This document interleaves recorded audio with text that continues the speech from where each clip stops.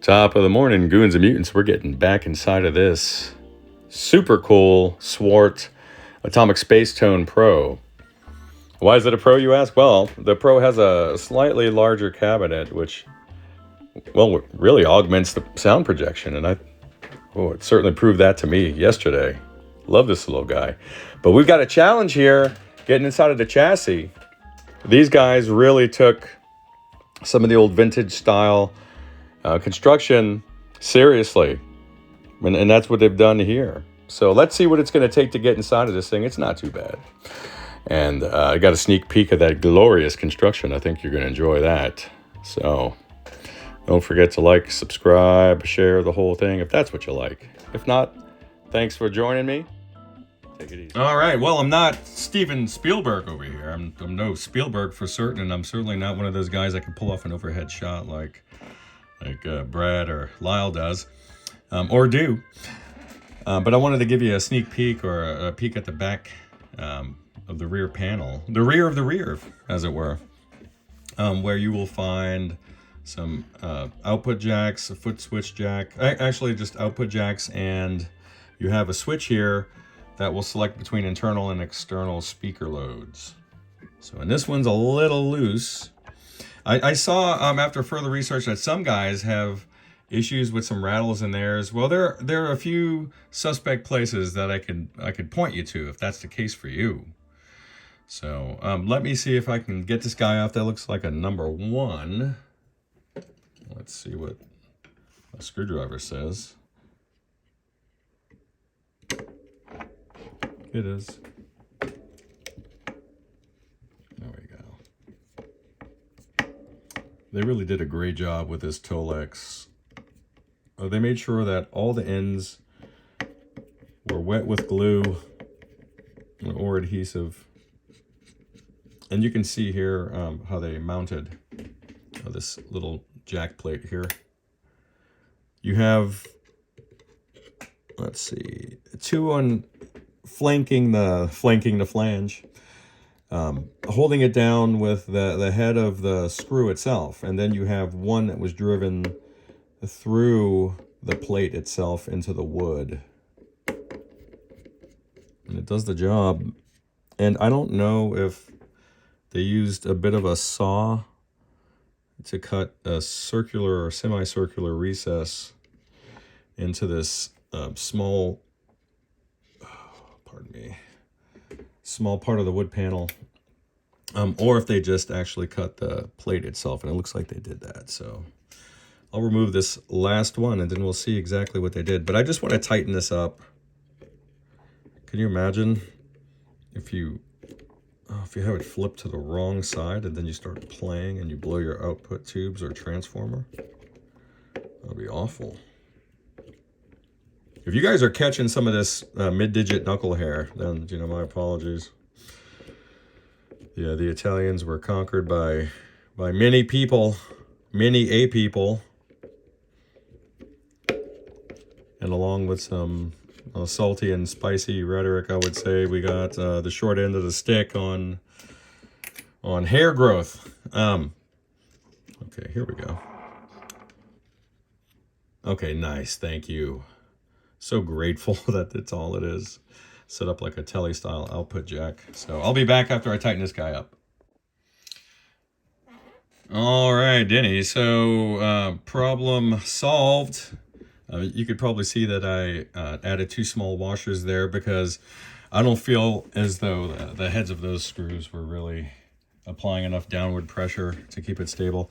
And I also drove 1 more into the existing mounting hole there, so she's good to go. Bye. And by the way, you're going to need a 14mm deep wall socket to really tighten up that Carling style long bat switch for the internal external speaker selection. And then for these 2 guys, the only 2 fasteners holding the bottom plate of the chassis on, you're just going to need a 1/4-inch driver. And here you go with the interior. Just a lovely, lovely packaging. We have some FR4 set up with 2 opposing rows of turrets running on either side. Beautiful tweed style wiring job. Those handsome and juicy Mallory 150s. Got some Sprague bypass caps here. Nice Zycon 5 water there. And then we have a chassis mounted resistor with another bypass cap here, 22 microfarads. So relatively simple setup and very clever. I like the way they ran the artificial center tap for the heaters there on pins 1 and 8 since those are going to ground. So lovely job. I would say these guys get an A+. Look at that, super high quality wire wound resistors there on the filter, the decoupling caps there riding on the filter supplies. We're gonna check those for ripple and just see what else is going on. Very compact package here on an amp with reverb. So layout is critical, and they've done as good as you can do. I have nothing to add. So I'll be right back. All right, so here we go. Pardon the noise in the background. I had my Tektronix 453 warming up there, but sometimes I feel like the fans are, wow, that's too bright. The fans are really loud. But it's a hybrid scope, so it's just a thing of beauty. Just the most tactile experience. It's just a beautiful thing. I love this scope so much. I'm just missing the little screen filter on the front. That's okay. I'm actually going to shut her down because I'm going to be sniffing around with my Agilent benchtop meter. So let me get her set up. And we will still treat this as an internal speaker load because I'm going to go right into the output jack. If you don't mind. I don't think you do. And where is my alligator test lead? What am I talking about? Oh, you don't know. You don't even know. It's right up here. Stop trying to mess me up. I need to reorganize this bench with all these cables that I seem to be connecting these days. Okay.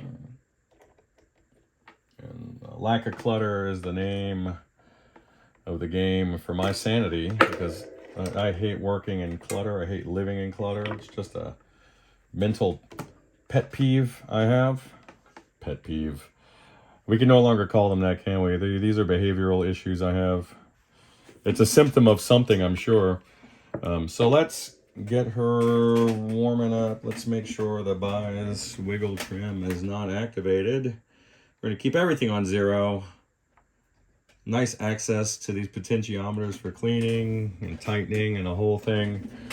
And we're going to take advantage of that shortly. Great soldering from the guys over there. Thoughtful construction, choice components. What are you going to say? What are you going to say about it? Unlike some other manufacturers, there's no goop anywhere. I mean, I might have seen a couple of spots where it's being used to sort of hold down some of the twisted pairs of leads here, but it's so minimal that it's something that I wouldn't even critique. If you're going to use this stuff, this is how you want to use it. And maybe I'll zoom in on something at some point, but let me get her connected to a current limited supply to protect the amp and myself. This thing had saved my life because I was distracted and managed to shock myself while I was with one hand while I was holding the chassis with the other. I felt it travel from arm to arm, hand to hand, crossing over my chest. So I got incredibly lucky that wasn't my last rodeo, because I'm telling you right now. Oh, and that noise you hear in the background is the actual the lid for this chassis, and they have the power cord set up going through it. So you just basically slide it out of the way. It's like old test gear construction. I love it. So what are we gonna say about this little guy? We're gonna say that we are looking. Let's get ourselves set up with. Let's pretend that it's that we got a steady and clean 120 volts AC coming out of the wall. That's what we'll do. And then let's take some measurements. I have the other end grounded there. Pardon the interruption there. I use a brightly colored clip lead for the grounds because sometimes if it's black I won't see it. So all right, here we go.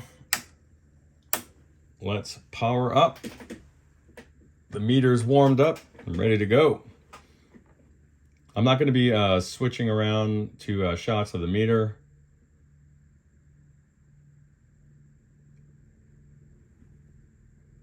We have a very, very dim orange glow across the filament of the current limiting bulb, which is what I want to see for an amp in this power range.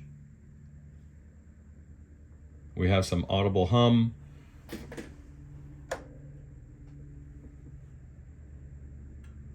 We have some audible power amp hum coming from the test cab here. Not a big deal. So let's see what ripple looks like. Go to AC.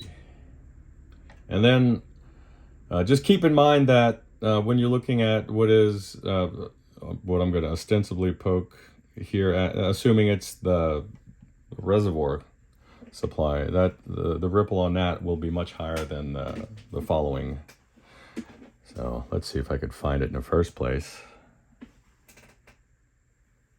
It's a little obstructed. That's a ground. Okay. Don't shock yourself. All right, we have 40 millivolts on that.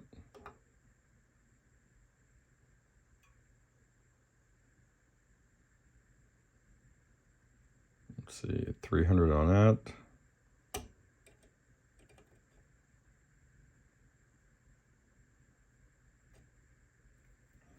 See, am I getting a good connection here?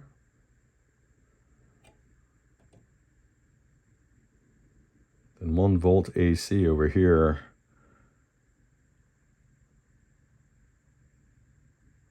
That is pin 1, 2, 3, 4. That's the screen supply, has 1 volt AC on it. Wow. Okay, pretty clean. You want to hear KFI? All right, so power supply is pretty clean. I think what I'm going to do now is let me check the bias on these 6v6s, and then I'll get another shot in there for you. All right, quick update. So the bias on these 6v6s, first of all, are well matched. We're getting about 360 plate volts over to them, so that's great. However, as it sits right now, and bear in mind this amp is plug and play for utilizing 6v6s as well. As it sits now, this amp is in the 40% range. It's running pretty cold for cathode bias, to be honest with you, man. So you're not getting the headroom that you should. I'm gonna swap in the 6v6s and see where that takes us. I'll update you shortly. All right, so using the 6v6s and the supplied 5Y3, we're getting the tubes around 11 watts each, 60 to 65% max plate. So definitely a better range for these particular tubes than the 6v6s with the 5A or 4. And then I can't believe I called this a cathode bypass cap. This is actually the reservoir cap. I'm getting a bit of ripple on that guy. I might change him out. We'll see. But I'm gonna look at plugging in the guitar here and seeing what's up. All right, Denny. I changed your reservoir cap out, and guess what that did? We have much less hum, and guess what? It cut all the ripple across the power supply in half. So very happy. This is the amp fully cranked up right now. Love it. So I will finish the service up. I've already cleaned the pots out. I was able to notice the thumping over here in the trim section. I just adjusted some of the lead dress here, and I couldn't do much, but it did reduce it, so that's good news as well. Currently, and you also picked up a couple plate volts, which is good.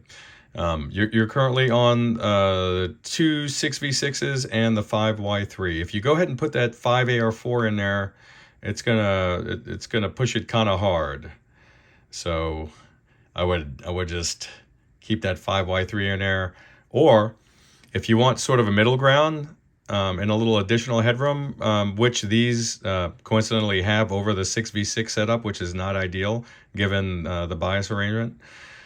Then look at a 5V4, 5 Victor 4 rectifier, which is just a little stiffer because it has less internal voltage drop there. And I really, when I was running a Tweed Deluxe type clone that I had built, I really liked having that 5V4 in there because it gave me just a little more headroom, just a little more.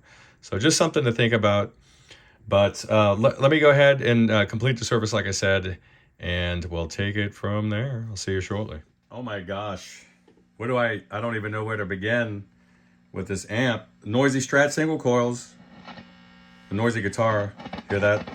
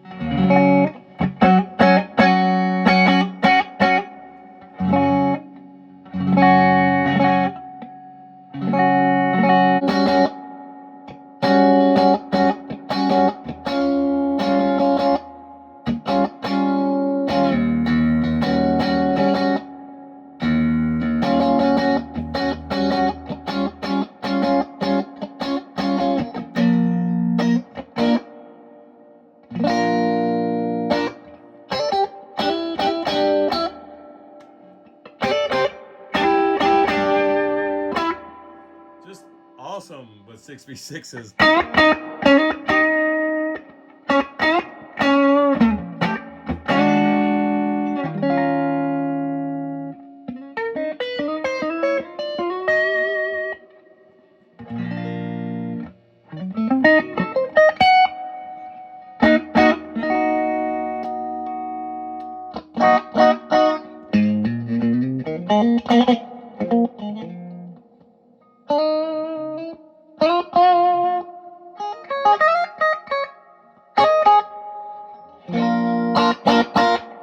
It sounds so nice.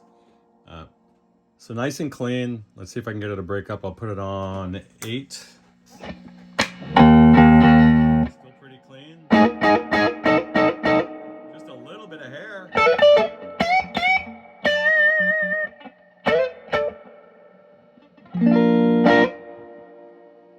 Love it. Let's try all the way up.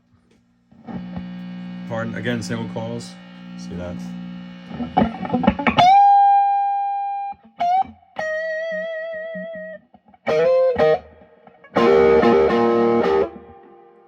Oh my God, that's so nice.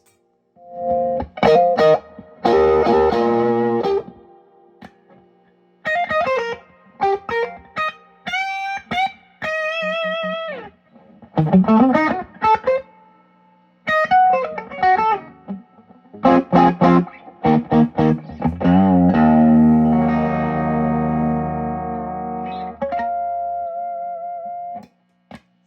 a nice sounding amp. Oh my gosh. So nice.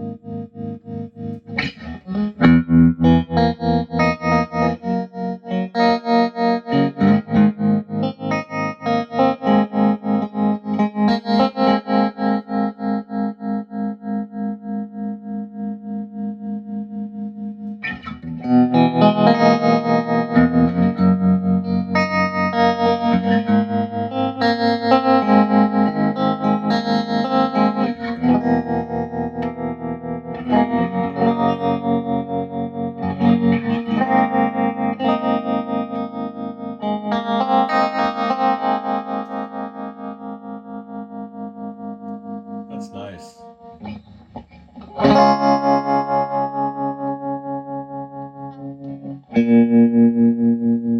Pardon me on that one. That's it. I'm not really in the zone like I was yesterday. Has some things coming up, but thank you for letting me work on this, Denny. You're all set. I'll fire off a quick text to you. Bye.